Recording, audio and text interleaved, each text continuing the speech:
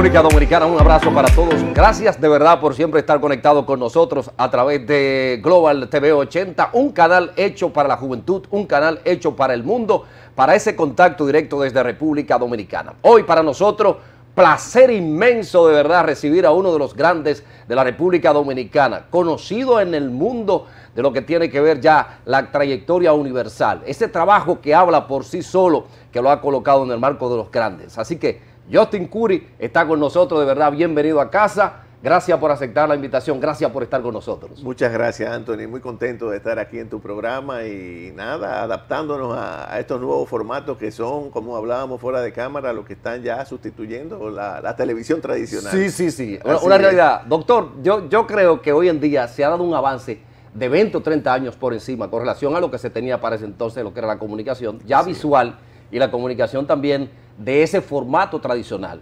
Entonces hoy en día ese salto, ya usted que ha sido forjador a nivel de mucho trabajo en la República Dominicana, tanto en el ámbito político como social y todo eso, ¿qué tal ese proceso, adaptarse a lo que se está viviendo nuevamente, usted que es innovador?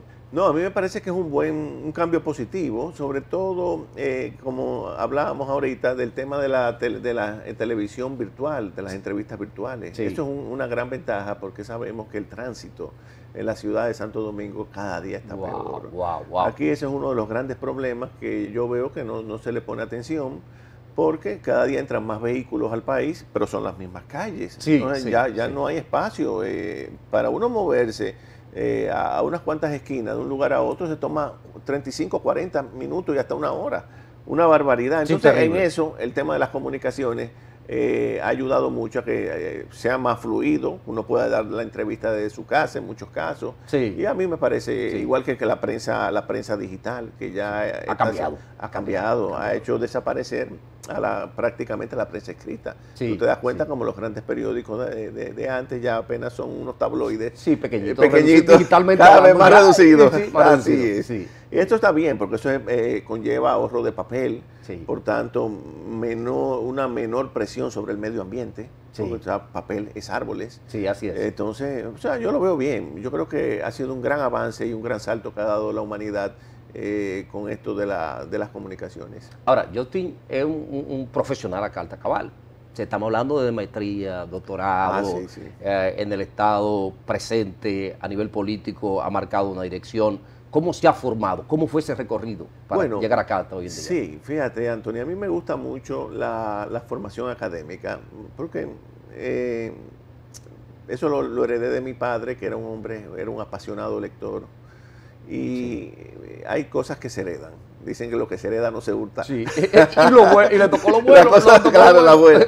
Entonces, luego de haberme graduado, he hecho, como tú bien has señalado, doctorado en la Universidad del País Vasco. Sí. Fue en el 2014 que lo terminé. Ahora estoy haciendo un segundo doctorado en Castilla-La Mancha, que es durísimo, en Derecho Constitucional.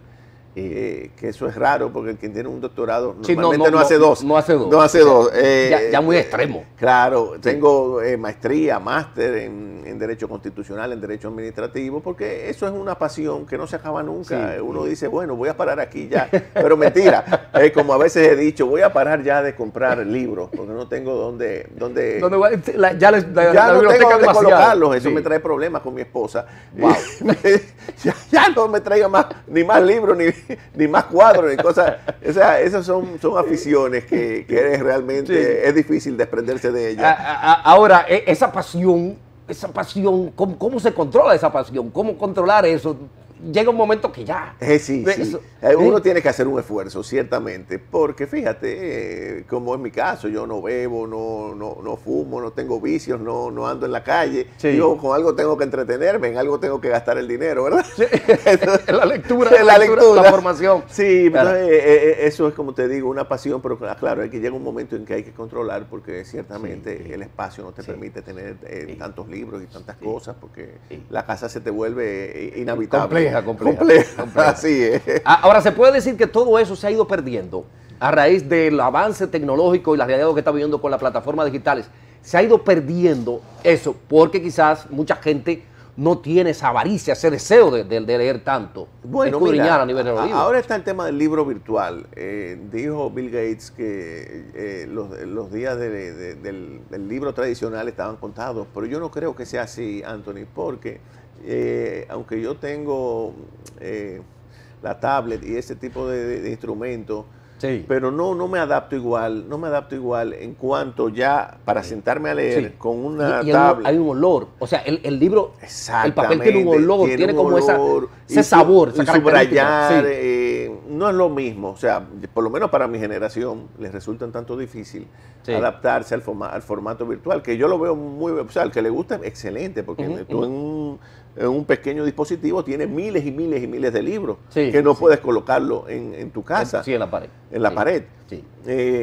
Entonces, bueno, yo digo, bueno, al que le gusta, magnífico, pero yo lamentablemente todavía no me he adaptado del todo, pero quizás ya las futuras generaciones sí se adapten a eso, pero es un tema de gusto y tiene mucho que ver. Y del momento de lo que se está viviendo. Y del momento de lo que se está viviendo. Lo que está viviendo ya con todo eso. Ahora, usted fue juez del Tribunal Constitucional. Correcto. La valoración del Tribunal Constitucional, ¿qué es el Tribunal Constitucional? Y al final, dentro del sistema democrático de derecho de la República Dominicana, ¿cuál es la valoración final real de eso? Sí, fíjate, el Tribunal Constitucional, que se creó en la Constitución del 2010, sí, pero comenzó a funcionar en el 2012, es una de las grandes conquistas de esa Constitución del 2010, porque ciertamente es una institución necesaria, sí, y en los pocos años que tiene, apenas 10 años, acaba de cumplir, ha dado frutos muy positivos a la sociedad dominicana, ha ayudado a institucionalizar,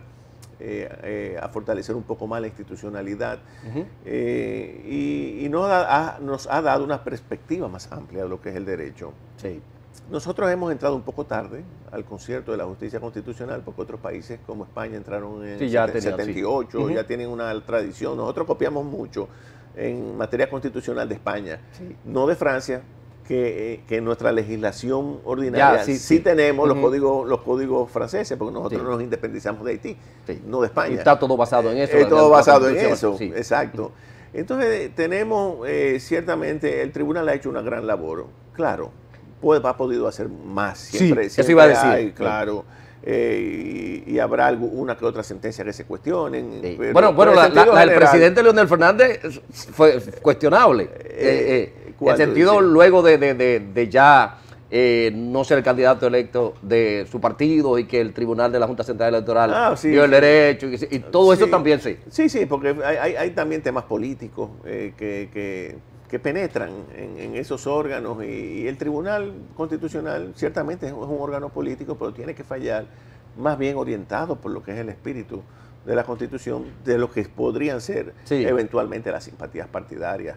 O sea, en eso hay que saber deslindar. Sí, sí. Y yo creo que el tribunal ha hecho una labor buena, aceptable. Claro, siempre todo es perfectible, puede ser mejorado. Sí. Y yo creo que ha valido la pena. Ha valido la pena, Anthony, y hacía falta que entre nosotros tuviésemos esa jurisdicción. Vendría siendo como una especie de equilibrio, en pocas palabras. Sí, en pocas palabras, sí, porque...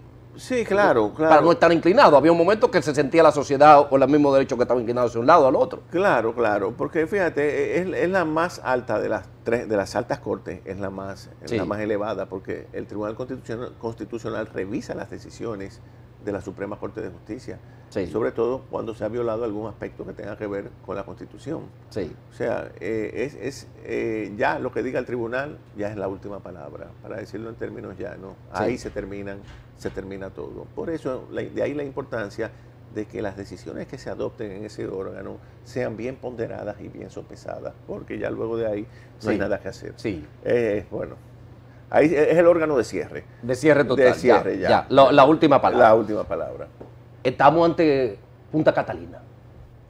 Ya. Maestro, Punta Catalina. Punta Catalina, un tema muy controversial. Mucho compromiso para un lado. El presidente al final tuvo que decir esto o aquello. O sea, como que había una dirección ya definida de lo que iba a suceder. Sí. Mira. Pero como que se ha puesto, como que hay una oscuridad. La gente lo ve así, lo percibe en la calle. Sí. Al final es una... ¿Qué está pasando? ¿Cuál es la realidad? Mira, lo de Punta Catalina es un tema complejo. Fíjate, nosotros para explicarte, eso tiene que ver mucho con los fideicomisos. El fideicomiso, para decírtelo así de forma rápida, es una institución ajena a nuestro ordenamiento jurídico. Es una figura del derecho anglosajón, no del derecho nuestro establecido, romano-germánico, sí, que es el nuestro. Sí. Ahí el fideicomiso tiene poco que hacer, y sobre todo en un estado social. Entonces, el fideicomiso no es más que un patrimonio de afectación. Es decir, es una persona crear un patrimonio separado del que tiene, y eso no es posible, dicen todos los autores, por lo menos en nuestro derecho, porque el patrimonio es uno e indivisible, uno solo. Por muchos bienes que una persona tenga, solamente tiene un patrimonio. Entonces no puede crear varios patrimonios, porque eso choca. Te voy a poner dos ejemplos. Con el tema, los bienes del deudor es la prenda común de sus acreedores. Sí. Si se crean fideicomisos, una persona puede fácilmente defraudar a sus acreedores colocando sus bienes en fideicomisos. Otro aspecto, cuando una persona fallece, se supone que los herederos recogen sus bienes, la sucesión. Sí. No, pero eso no pasa. Si yo creo un fideicomiso, los bienes siguen el fideicomiso. Y el fideicomiso o la fiduciaria, que normalmente es un banco, tiene que ejecutar las instrucciones que le haya dado la persona que crea el fideicomiso. ¿Me entiendes? Sí, te entiendo. Entonces, eso rompe con el esquema jurídico nuestro. Yo te estoy poniendo dos ejemplos. Eso desde el punto de vista legal, pero desde el punto de vista constitucional también rompe con nuestro esquema. Porque en un Estado social y democrático de derecho, que fue el que adoptamos en la Constitución Dominicana de 2010, social, oye bien, los fideicomisos no tienen nada que hacer. Y lo explicaba el profesor Mazo Garrote, quien decía, en España no hay fideicomisos, que es un Estado social. En Alemania no hay fideicomisos. En Italia no hay fideicomisos. Los fideicomisos son propios de los países anglosajones, Estados Unidos, Gran Bretaña. Es decir, están orientados a una legislación distinta. Pero en nuestro derecho, si tú dirás, bueno, hay una ley, la 189-11, que creó los fideicomisos en la República Dominicana. Sí, es verdad. Pero fíjate tú, aún así es cuestionado, es algo muy cuestionado, porque lo que se puede hacer a través de un fideicomiso normalmente va a violentar normas legales, porque el poder de discrecionalidad que tiene la persona, el fideicomitente, es demasiado amplio, y en nuestro derecho tú sabes que todo está taxativamente establecido. Ahora, yo no puedo hacer lo que me da la gana. No, porque el presidente no salió, o el equipo, a especificar desde el primer momento y aclarar todo. Porque se volvió como una red que la gente no entendía. Bueno, ¿qué pasó? Fíjate, yo te Desde el primer momento. No, mira lo que pasa. Yo te estoy cuestionando el fideicomiso en sí, que ningún abogado ha entrado en esos análisis. No, nadie lo ha dado. No, lo que se han puesto a discutir es el contrato. Bueno, vamos ahora a lo que es el contrato. Y vamos a suponer que el fideicomiso es viable, que no lo es. Bueno, vamos con el tema del contrato. Tú traspasar, Anthony, Punta Catalina al sector privado, sea como sea, vamos, en este caso un fideicomiso. El tema es el siguiente: una planta que produce alrededor del 30% de la energía a nivel nacional es fundamental para el desarrollo. Es fundamental para el desarrollo. Si tú pasas ese bien al sector privado, el sector privado, ¿qué es lo único que le interesa? Ganar dinero y obtener beneficios. Entonces, quienes no puedan pagar la luz, sencillamente se las van a cortar, van a subir los precios. Y se va a crear un caos. Y se va a crear un caos y un tema de ingobernabilidad eventualmente. Es como si tú eliminaras el Banco Central. Si tú eliminas el Banco Central, tú sabes que la principal atribución es mantener la estabilidad de precios. Exacto. Si quitamos el Banco Central, los precios van a subir. Lo mismo pasaría con Punta Catalina. Si se la pasamos al sector privado, el precio de la energía va a subir. Sí, se va a disparar. Y no hay forma de disparar. Que es lo que la gente ha sentido. Claro. Desde el primer momento. Exactamente. Entonces, esos son bienes estratégicos que necesariamente tienen que ser manejados por el Estado. Y sobre todo en un Estado social. En un Estado social, el Estado debe preservar en la medida de sus posibilidades sus bienes y no cedérselo al sector privado. O una cosa, o estamos en un Estado social y democrático de derecho, en teoría, lo que dice la Constitución, que no es real al final. O estamos ejecutando en la práctica un neoliberalismo salvaje. Y el neoliberalismo, tú sabes, que lo único que genera es desigualdad, miseria y pobreza. Fíjate tú que con la crisis bancaria del año 2007, que quebraron muchísimas instituciones financieras. En nuestro país está el caso Baninter. ¿Quién tuvo que salir al rescate a nivel internacional y a nivel local en el caso de Baninter? El Estado, los estados nacionales. Que había una situación terrible. Entonces, el Estado no es como dice el neoliberalismo, es un ente que debe ser reducido al mínimo. No, el Estado es el Estado y hay que preservarlo, porque sin el Estado no hubiese sido posible la recuperación. Que todavía estamos sufriendo a estas alturas las consecuencias de esa crisis.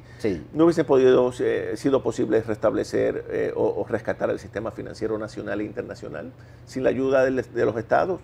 Entonces, el neoliberalismo ha fracasado, Anthony. Definitivamente ha fracasado a nivel nacional e internacional. Entonces, aquí, lamentablemente, tenemos una cosa en la teoría, Estado social. Y en la práctica, al final lo que lleva. Un neoliberalismo, tú dices, pero una cosa es lo que dice la Constitución y otra es lo que estamos viendo en la práctica privada, en la realidad, que es la versión más descarnada y cruda de un neoliberalismo que lo único que hace es enriquecer a los que ya tienen fortuna y a empobrecer a la gran mayoría de los dominicanos. Entonces, eso no puede ser. Yo soy contrario a las prácticas neoliberales. Yo creo que nuestra constitución económica está claramente definida y el Estado tiene siempre que intervenir para corregir los desajustes estructurales del mercado. Lo decía Isaías Berlín en una famosa metáfora. Decía, dejarle la libertad a los mercados es permitir que los lobos devoren a las ovejas. Es decir, los más fuertes se comen a los más débiles. Y James Buchanan, que fue premio Nobel de Economía, decía que es injusto que el Estado se endeude tanto, pero lo hace porque se beneficia de la inflación. Es decir, cuando la inflación beneficia siempre al deudor. Y el Estado es el mayor deudor, decía Buchanan. Y además, por eso él decía que los presidentes que solamente piensan en un marco temporal de 8 años. De 8 años. Pero cuidado. Sí, el tiempo que van a permanecer en el poder. Y endeudan el país. Que era parte de lo que se había vendido, por ejemplo, en el otro gobierno se hablaba de mucha deuda. ¿Qué ha pasado? Que este gobierno se ha ido endeudando tan rápido y se habla inclusive hasta de fideicomiso para la revista de tránsito. No, para todo. ¿Qué es lo que está pasando? ¿Se ha escapado de la mano la realidad cuando llegó al choque de realidad? Así es, porque fíjate, entonces, para terminar con lo de Buchanan, Buchanan decía que es injusto que las generaciones presentes endeudan a las generaciones futuras. Las generaciones, un abuso, que no se están beneficiando de todos estos préstamos que se están llevando. Exacto. Entonces no se benefician. Nosotros estamos endeudando a las futuras generaciones de dominicanos que tendrán un país que no van a poder soportarnos, un país inviable. Entonces fíjate cómo ya este gobierno ya lleva una deuda altísima. El gobierno anterior también. ¿Por qué? Porque ellos piensan solamente en el periodo que les va a tocar gobernar. De ahí, el que venga atrás... que haga lo que entienda, se averigua como pueda. Como pueda. No podemos pensar así. Entonces, ese es el problema de nosotros, que no hay continuidad en las políticas del Estado, no hay institucionalidad. Entonces, nosotros le estamos dejando un país extremadamente endeudado, a una juventud que no haya camino. Claro, y por eso tú ves tanta gente saliendo en yola hacia Puerto Rico, hacia los Estados Unidos, haitianos penetrando de manera abusiva en nuestro territorio, donde ya tenemos 2 o 3 millones de haitianos aquí adentro, que no podemos, nosotros no podemos con la carga del vecino país. Entonces, tenemos realmente un problema serio.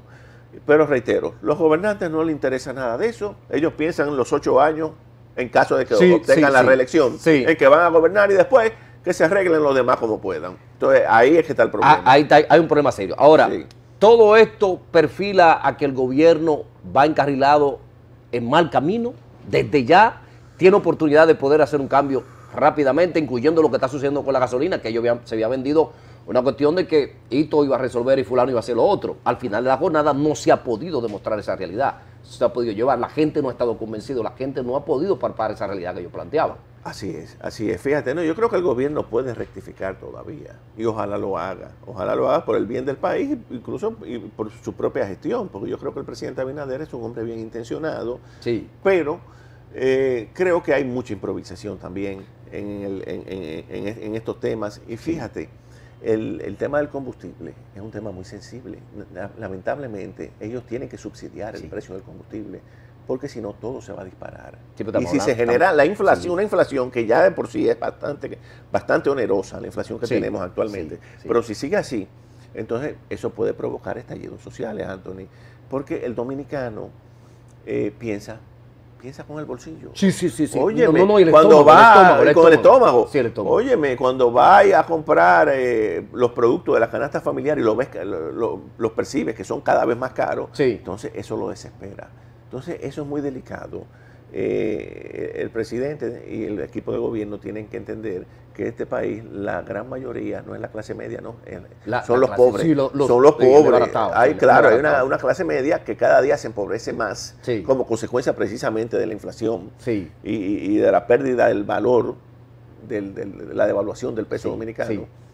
Pero el presidente no tiene equipo de trabajo, está solo. Eso es lo que se percibe, eso es lo que se percibe, Anthony, que él no tiene un buen equipo, pero que es un hombre bien intencionado, yo lo creo así también. Sí. Pero recuérdate que no basta de buenas intenciones. Dice popularmente un refrán que el camino del infierno está empedrado de buenas intenciones.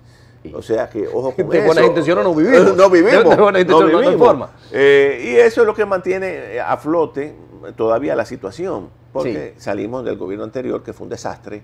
El gobierno de Danilo Medina, donde también hubo una deuda enorme, casos de corrupción que todavía están ahí en los medios de comunicación por verse. Esa es otra. El país está esperando respuestas con el tema de la corrupción. Eso iba a decir, ¿qué está pasando con el tema de corrupción? Porque mucha gente entra, pero al final están libres a las 2 o 3 semanas. O lo que la gente está esperando no se da como respuesta. Así es. Óyeme, este país sufrió un gran trauma con el caso de Brecht. Tú viste lo que pasó. Nada. Y aquí fue donde más operaciones se hicieron. Y más diablura. No, este fue el centro de operaciones. Sin embargo, tú viste, Alan García se suicidó cuando lo fueron a buscar. Se dio un tiro. Otros presidentes de otros países lo están buscando. Y unos están prófugos y otros presos. Y funcionarios importantes. Sin embargo, aquí no pasó nada. En Estado de Derecho estamos mal. El caso de Brecht. Estamos mal en Estado de Derecho. Si fue que, ¿O qué está pasando? Un problema, te digo. Primero, tenemos debilidad institucional y segundo, hay actitudes, complicidades. A veces instrumentan mal los expedientes para que se caigan con el deliberado propósito. Ese caso de Brecht dicen que fue eso. Yo no, mal instrumentado. Mal instrumentado, se cayó. Y al final dejamos 2. Dejamos 2 ahí. Y se fueron. Pero ahorita también esos 2 salen cómodamente. O sea, no pasa nada. Para la cantidad de dinero que se movió, no pasó nada. Ahora tenemos el caso Medusa. Tenemos una serie de expedientes. Que se están durmiendo y también sabemos que los implicados, esos están, pero faltan otros. No está completo el expediente. Porque no es verdad que esas operaciones podrían hacerse sin órdenes superiores. Así es. Claro. Así es. Óyeme, cuando en el Estado a ti te pagan, Anthony, o a mí, 50, 100 millones de pesos. ¿Quién firma? ¿Quién tiene el conocimiento?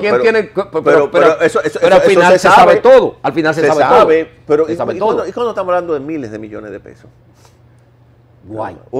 De miles de millones, compras y cosas, y esto y aquello, y un grupo. ¿Cómo un presidente puede decir que no sabe de eso?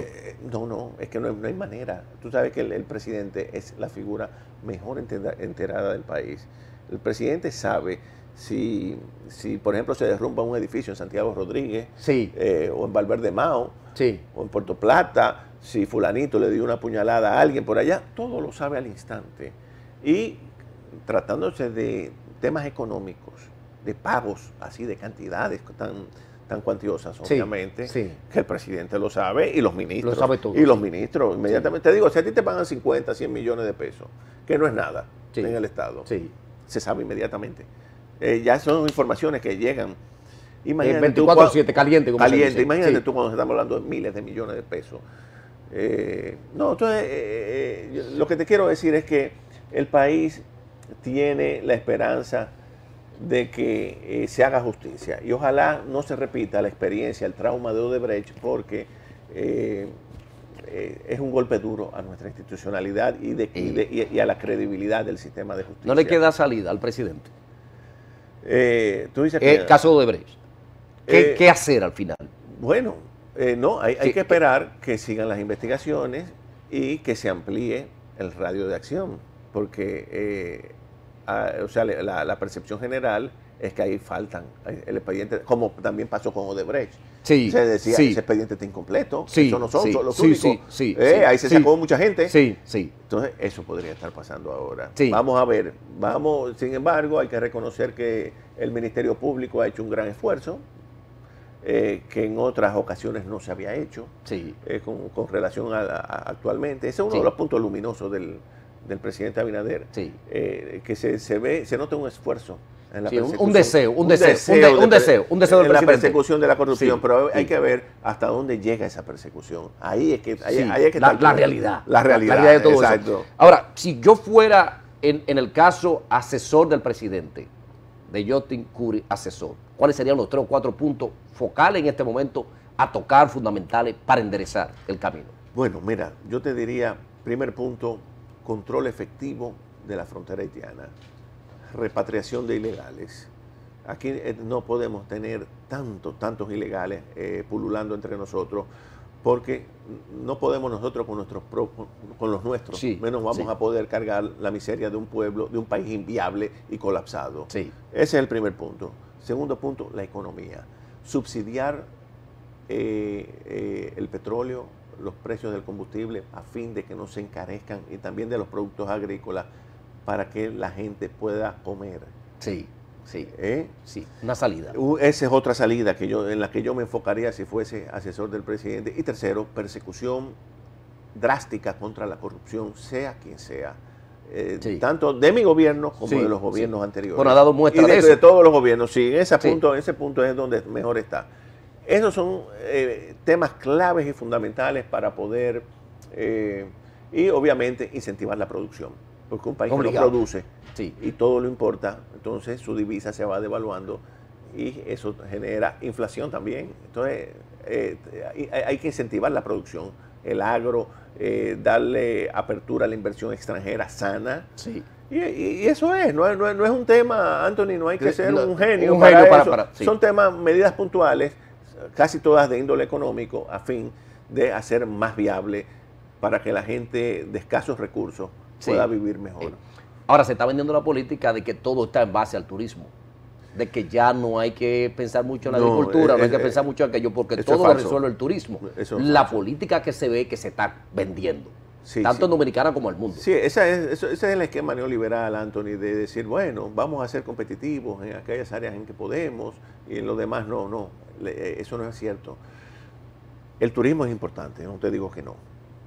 Se ha vendido como la base número 1. Trae divisas al país, pero a quien beneficia esencialmente son a los que están en ese sector. A un grupo de hoteleros que obviamente les va muy bien, muy bien.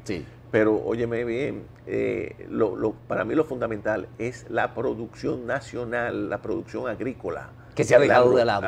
Se ha dejado. Al arroz hay que subsidiarlo, hay que apoyarlo, al café, al cacao. Todo lo que se produzca, porque nosotros tenemos que ser autosuficientes en materia alimentaria. Nosotros no podemos depender de traer piña 4 o 5 gente, o papas de Costa Rica. No. Nosotros tenemos que producir nosotros. Eso es un tema clave, el tema alimentario. De manera que, vamos a proteger el turismo, pero vamos también a proteger la producción nacional, porque hay que fortalecer la base fundamental. Esa es la base fundamental. Y un país que no produce y que vive del turismo, el turismo es muy frágil. En cualquier momento aquí se arma un problema, dejan de venir los turismos y se cae la economía. Hay que tener la producción local, es esencial. A nivel electoral, Leonel representa el 2024, carril de adentro, para ponérsela difícil al PRM. Podría venir una unión entre la base de Danilo y Leonel. ¿Cómo se ve ese ambiente? Fíjate, ya en el tema político, tú sabes que yo no milito en partidos políticos, pero sí te puedo hacer el siguiente análisis. Obviamente el candidato a vencer en el próximo torneo, para mí las elecciones se van a polarizar entre Leonel Fernández y Abinader. Sí, porque el PLD no creo que, y sobre todo con todos estos problemas y estos procesos y el desastroso gobierno de 8 años de Danilo Medina, Yo creo que sí, que se va a polarizar entre esos dos candidatos. Ya es casi seguro que habrá una segunda vuelta. Es casi seguro. Porque no, Abinader no va a sacar... Es un problema la segunda vuelta. Sí, no saca un 50% en la primera vuelta. No, y por eso se está luchando para... Exactamente. Entonces ya todo va a depender de las coyunturas, las circunstancias que se den para una segunda vuelta, en la que podría ganar, yo entiendo que el que tiene más posibilidades es Leonel Fernández, porque la base del PLD es más afín, más próxima a él. Sí, pero también el gobierno tiene los recursos que pesan mucho en una campaña política, Anthony. Sí, pero habría que ver esa coyuntura, pero entre ellos dos es que está, a mi juicio, la presidencia del Abinader del 2024, Fernández, 2024. Definitivamente. Sí. Eso es. ¿Qué ha pasado con los síndicos del Gran Santo Domingo y los diferentes que no han podido dar pie con bola? Bueno, mira. ¿Qué ha pasado? Eso le representa un problema al Estado actual. Claro. Y sobre todo con ese tema de la recogida de la basura. Yo creo que sí, que el tema de los síndicos le ha resultado un problema. Los cambios de vía que se han hecho y toda esa realidad. Eso ha sido... los cambios de vías también. Cambios de vías y todo eso. Mira, eso no ha resuelto nada todavía. No ha resuelto nada todavía. Mira, tú ¿cómo te refieres al tema del tránsito? El tránsito, sí, todo eso. Eso es terrible. Que se ha hecho, sí. Depende ya de... Se habló de que se iba a agilizar, pero ¿qué va? El problema es que hay que parar las importaciones, hay que controlarlas y sacar de circulación vehículos viejos también. Porque es que hay un exceso en el parque vehicular. Sí. O sea que no es un problema de vías, ni que vamos a reinventar ni a meter una ciclovía. Exacto. No, eso de la ciclovía ha sido por ejemplo, en la avenida Bolívar, trastornador, porque han reducido el espacio de los vehículos, los motores no andan por la ciclovía, ni los ciclistas. Eso para mí fue un desastre. Sí. Eso hay que eliminarlo, hay que volver a como estaba. Porque no... muy bien, se quiere que seamos como en Europa, tú sabes, en Europa se respeta, incluso se usan más las bicicletas, los ministros andan en bicicleta. Sí, en Europa. Pero aquí no están las condiciones, ni se respeta tampoco el espacio de nadie. No, ni siquiera los motoristas y los ciclistas, tú lo ves por la vía normal. Entonces, el problema no es ahí. La fiebre no está en la sábana, Anthony. Pero también está el tema de la basura. Óyeme, el problema de los vertederos. Se ha escapado de la mano. Se ha escapado de la mano. ¿O fue que el gobierno anterior le dejó todo ese lío a ellos? ¿O qué pasó? No, ese problema viene desde antes, sí. Viene desde antes, incluso desde antes, no sé, de varios gobiernos atrás. Se ha ido acumulando ese problema. Y hay que buscarle una salida seria al tema de los desperdicios. De los desperdicios, de los desechos sólidos. Demasiado. Es demasiado, sí. Entonces ya eso, por ejemplo, para la contaminación. Para el Gran Santo Domingo y para Santo Domingo Este, que son dos de los más grandes, municipios más grandes, representa un problema para el Estado. A nivel de número, a la hora de la elección. Exactamente, es un gran problema. Así es. Que hay que resolverlo 24/7. Hay que resolverlo.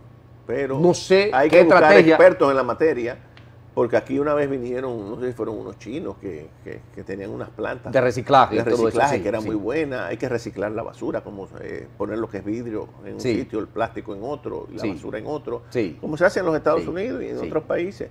Pero aquí no tenemos esa cultura, pero hay que comenzar ya a educar al pueblo dominicano y a buscar las medidas, claro, para que... Y tener las plantas, pero no se hace nada con eso. Aquí lo que tenemos es Duquesa, que es un vertedero que ya tú sabes que... No, que colapsó. Colapsó hace tiempo. Y es una fuente de contaminación tremenda. Hay un gran negocio, una mafia en torno al negocio de la basura también, que genera millones y millones de pesos. Es decir, son muchos temas. ¿Qué vamos a hacer con la juventud nuestra? Mira, el gran problema de la juventud, Anthony, es que se gradúa de las universidades, estudia, pero luego no encuentran trabajo. No encuentran trabajo, ni en el sector público ni en el privado. Wow. Entonces tienen que emigrar, los que pueden emigrar, para trabajar como taxistas en los Estados Unidos o como obreros en fábricas, en lo que aparezca. Y eso no puede ser. Ese es uno de los grandes problemas de nuestro país, la falta de oportunidades y de empleos. Pero no para la juventud, para muchos dominicanos. Entonces, un país donde el Estado es el principal empleador, Sí. ya te dice que las cosas están mal. Porque Sí. quien debería ser el principal empleador es el sector privado. Sí. Pero el sector privado genera empleo Muy mínimo, se podría decir. mínimo Sí. y mal pagado, Mal mal pagado, remunerado, sí. porque el empresario lo que siempre quiere es lucro, ganancia. Sí. Yo siempre he dicho que el sector privado nuestro es insolidario, a pesar de que la Constitución lo llaman sector privado y solidario. Sí. Oye, tú, Es lo eso es contra- poesía es lo constitucional. contrario- Es lo contrario en la es lo práctica. contrario, sí, Es lo contrario en la contrario. práctica. Sí. Entonces, el rico dominicano, a diferencia de los de otras latitudes, no edifica hospitales, ni parques, Sí. ni crea asilo para ancianos, ni ayuda al Estado en nada. Solamente quiere guardar sus grandes capitales Sí, sí. Y en fuera bancos fuera extranjeros, Sí. casar a sus hijos con hijos de otros empresarios para preservar las fortunas.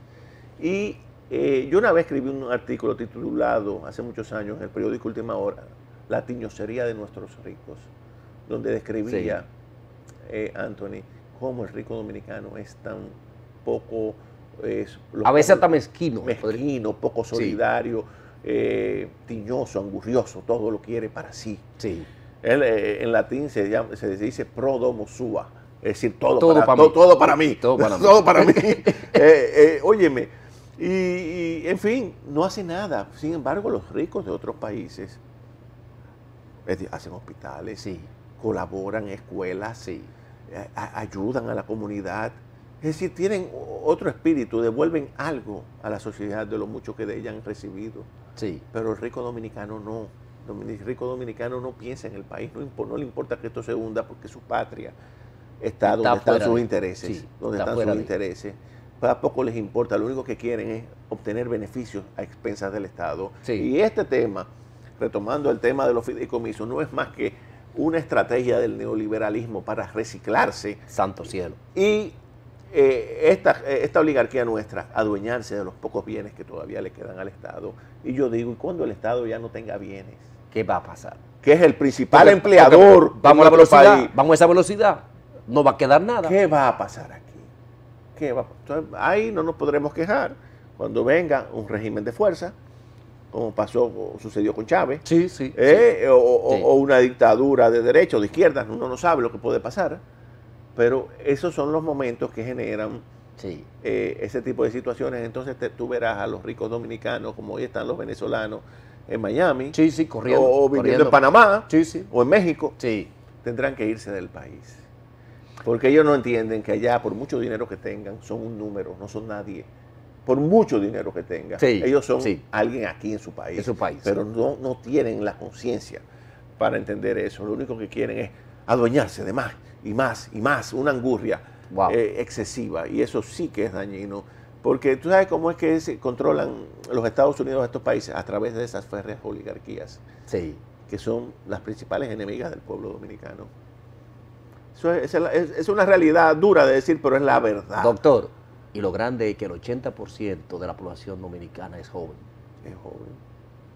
El Y sin Estado ningún- tiene, y el sin Estado ningún tiene que salir horizonte. al frente. El Estado tiene que salir al frente a eso. Y sin Pero ningún 911, horizonte. doctor. Así es. 911. Así es. Es uno de los grandes Si no problemas. socialmente, estamos complejos. Pues tú te das cuenta, Estamos Anthony, complejos. que antes quienes se iban del país eran los hijos de la gente más pobre. Ya Sí. no, ya los hijos de la gente de clase media. Se están yendo para Miami, se están yendo para fulano. Se están yendo. Muchos Sí. hijos de amigos míos se han ido fuera del país. Y yo mismo a veces he pensado, bueno, si mis hijos se quieren ir, amén. También. Sí. Porque es que uno ve que aquí no se avisora un destino, un destino favorable para nadie, porque Sí. es que los problemas se van agravando, lejos de solucionarse. Wow. Entonces esos paliativos, esos parches arreglo un poquito allí, pero Sí, pero al final, pero al se final tapa todo. no hay una política de Estado orientada a resolver los grandes problemas nacionales. Desafortunadamente no todavía. Y Da nada, pena. Da pena. Hay que esperar. Ojalá Sí. me equivoque, pero la verdad es que veo el futuro un tanto sombrío. Yo me voy a atrever a decir un poquito extremo. ¿La música urbana ha salvado o está salvando a la sociedad dominicana o a muchos de esos muchachos, esos jóvenes, le está dando la oportunidad? Mira, la música urbana... ¿O qué representa desde su punto de vista, si ha podido usted tener el contacto de esa realidad que se está viviendo? Fíjate, a mí particularmente no me gusta, obviamente, pero es una evolución, vamos a decir, es una evolución y le sirve de escape a la juventud y hay gente que se ha destacado y le ha ido muy bien dentro de... Porque los gustos cambian, la música urbana, que te digo, es producto de una evolución de la sociedad dominicana, pero es bueno o mal en sí misma, la verdad es que no sabemos. No aporta. Culturalmente hablando... Culturalmente, y como formación, para mí no aporta culturalmente hablando, pero a muchos jóvenes les gusta, ¿qué te digo? Una fiebre pasajera, podría decirse. Podría ser. Yo soy apegado, por lo menos por mi generación ya, a la buena música, la música de antes. La música que oían nuestros padres. Esa música con melodía, esa música con profundidad. Exactamente, con profundidad, exactamente. Letra y composición. Tú sabes que mi madre... Música bien hecha. Como decían, música bien hecha y derecha. Mi madre era amante de la música, Anthony, y se pasaba horas enteras oyendo música. Y yo, gracias a ella, adquirí también una gran cultura musical. Sí. Estamos hablando de 70, 80. Sí, de cuando eran los play, ¿te acuerdas? Con CD los de 70, pasta, de los 70. De pasta. Disco de pasta, exactamente. Que eso tiene una capacidad, una fidelidad de audio tremenda, que todavía hoy día no se ha podido superar. Exactamente. O sea, eso, wow. Eso don't play. Eso don't play. Así es. Entonces, tú sabes, yo estoy de otra generación, pero bueno, veo esto y... Y que sube la bola, pero no es lo que anda, no es su línea. No es mi línea, no es mi línea, al que le guste amén. ¿Tú me entiendes? Ahora, doctor, antes de finalizar, hay un tema que no se puede dejar aparte, que se ha tocado del otro gobierno hasta este. Estamos hablando de un 30% y el gobierno no le ha interesado dar quizá un 30% de lo que ya la gente tiene ahorrado, tiene acumulado. Que mañana cuando la gente fallece también se convierte en un problema para poder devolver ese dinero. Oh, sí. O sea, todo eso se convierte entonces al final de la jornada como una bola de nieve. Así es. Mira, eso es... ¿Favor o en contra del 30%? ¿Qué hacer? No, debe devolvérsele a la gente cuando requieran sus recursos. Hay que devolverle su dinero. Óyeme, tú ahorras en esas AFP, como tú bien dices. Sí. Porque yo tuve una experiencia en ese sentido. Yo duré 2 años para retirar unos fondos. También, óyeme, y eso era vuelta para aquí, vuelta para allá. Terrible. Obstáculos distintos cada vez que tú ibas. Juegan al cansancio. Juegan al cansancio para que la gente deje eso así. Y son tantas las trabas que te ponen en las AFP que la gente termina abandonando. Entonces, ese negocio, mientras tanto, ese dinero lo manejan esos sectores que se enriquecen bárbaramente haciendo negocios. Y al final, cuando la persona, ya cansada, si algún día viene a cobrar, es un dinero que va a estar muy devaluado. Muy devaluado. Wow. Porque los 50,000 pesos, 100,000 pesos que te podrían dar, o 200,000 hoy, no van a ser los 200,000 pesos dentro de X número de años. Sí. ¿Me entiendes? No, ya. Eso, no es una moneda estable que mantiene su valor. Sí. ¿Quiénes le sacan dinero a eso? Los que la manejan en la actualidad. El valor el empresariado, el empresariado dominicano. Eso no es más que un abuso. Yo no estoy de acuerdo con ese ¿Por qué esa resistencia del Estado a no dar el 30? O dar el 20, o dar el 10, lo deberían que entregarlo. Mira, yo siempre he sido contrario al tema de las AFP. Para mí eso es un abuso. Y eso nunca debió haberlo manejado el sector privado tampoco, sino el Estado. Sí, el Estado. Ese otro directamente. Tema. Porque es que la idea de que el Estado es mal administrador es una idea propia del liberalismo, del neoliberalismo. Pero es lo que se ha vendido, es lo que se está vendiendo, es lo que se ha vendido, es lo que se sigue vendiendo. Para traspasarle todos los bienes del Estado al sector privado, empobrecer al Estado, y el sector privado es quien se beneficia. Y tienen una gula que no se sacia. Esas arcas no se llenan nunca. No se llenan nunca, Anthony. Sí. Esa gente, por más que gane, más, siempre quiere más y más. Sí. Y siempre es insuficiente. Yo no estoy de acuerdo con que eso lo manejen instituciones financieras. Lo tiene que manejar el Estado dominicano. Por eso es que yo me opongo a que Punta Catalina pase al sector privado y las empresas del Estado pasen al sector privado. Bueno, el proceso de capitalización Sí. que inició el presidente Fernández en 96-2000 tampoco tuvo No. ningún resultado favorable. No. Ninguno. Inclusive se dio un momento dado que la barria había que hacerlo porque ya eso no producía nada. Ya no producía nada, exacto. Eso Y se ha ido sacando. Sí, es que eso no funciona, ese esquema. Definitivamente está demostrado. Entonces quieren reciclar el neoliberalismo con el tema de los fideicomisos, de las Sí. APP, alianzas Sí, público-privadas, sí. y todos estos inventos que tenemos ahora en nuevas leyes que se nos venden como una panacea Sí. para resolver los grandes problemas del país, pero eso es mentira. Eso es mentira. Y ya los hechos están ahí. Los Sí. hechos están ahí. Yo te Evidentes. reitero, el sector privado tiene que ser controlado por el Estado. Y el Estado Pero debe ser el Estado dirigido confabulado con ellos. Entonces, ese es el problema. ¿quién va a dirigir a quién? Ese es el problema, la connivencia entre políticos y empresarios inescrupulosos que han ocasionado mucho daño a nuestro país. Y a estos países del área, no solamente a la República Dominicana. Sí. Esa connivencia, claro. Pero ya llega un momento en que los empresarios ni siquiera se sienten bien con políticos complacientes, sino que quieren políticos salidos de su propio seno, patrocinados por ellos, por el CONEP, por ejemplo. Ya esa gente quiere poner sus propios candidatos. Sí, sí. O sea, propia elección. Y esa gran masa de poseídos, ¿qué vamos a hacer con ella? Esa gran masa de hambrientos. O sea, ellos no piensan en eso. Sí, ellos creen que el país son sus intereses. No, el país. Todo eso causa, todos. todo eso causa que a veces la gente dice, hace falta Trujillo.